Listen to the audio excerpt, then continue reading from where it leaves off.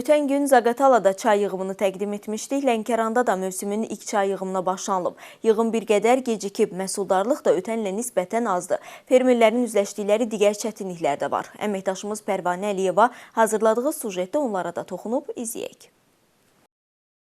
Çayçılıq dünyada ən gəlirli, ən rentabilli sahələrdən sayılır. Çünki əkildikdən sonra hardasa 150 ilə qədər oradan qazanc götürmək olur. Bu da bir neçə nəslin buradan qazanc əldə etməsi deməkdir. Bu çay kolları 50 ildən çox ömrü var və bu da o deməkdir ki, hələ bundan sonra 100 ilə qədər də buradan məhsul götürmək mümkündür. Lənkəranın Şağla Küçə kəndində fermer Əsəd Nəsirova məxsus 9 hektarlıq çay plantasiyasındayıq. Yığım ənənəvi olaraq əllə yox, müasir çay yığan aparatla aparılır. Bu işi yüngülləşdirir, məhsulu daha tez və sürətli yığmağa imkan verir.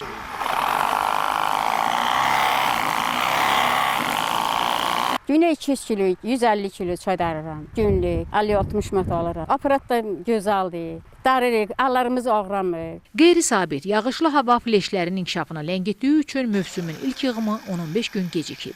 Buna görə də məhsuldarlıq ötən ilə nisbətən aşağıdır. Soyuq oldu deyə çay kolları pöhrə atmağa imkan tapmadı. Daha doğrusu gecikdi. Əslində 3-4 gün gözləyə bilərik, bir həftə gözləyə bilərik ki, çay kolları inkişaf eləsin, amma onda da artıq pöhrə atmış çay kolları, yarpaqları köhnələcək. Ona görə də məcburuq ki, yığıma başlayaq. Ötən illərdə 16-17 ton götürə bilirdiksə birinci yığımda, bu illəri maksimum 10-12 ton götürəcəyik.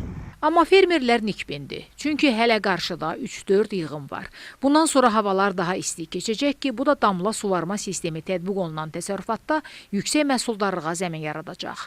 Növbəti ünvanımız isə Talış dağlarının ətəyində, eyni adlı kənddə salınmış çay plantasiyasıdır. Fermer Rafiq Mirzəyev deyir ki, ərazidə Sovet dövründə Lənkəran çay safxozuna məxsus 100 hektarlarla çay sahələri olub.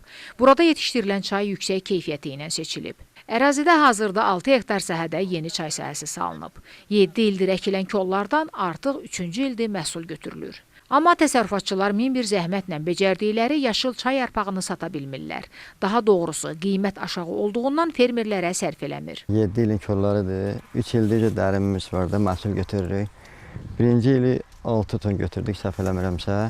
Keçən il 10 ton. Bu il məhsuldarlıq yəqin bir 15 tona qədər planımızda var ki, yəqin 15 tona qədər məhsuldarlıq götürür. Yaşıl çay yarpağını fabriklər neçə qiymətə götürür, sərf eləyirmi sizə? Sərf eləmir. Çünki bunun dəyəri bizdə 2 manatdan çox aşağı gəlir. Amma fabrik bizdən 1 manat 50 qəpik, 1 manat 60 qəpik başa. Yolumuz da uzaqdır, buradan aparır Astaraya.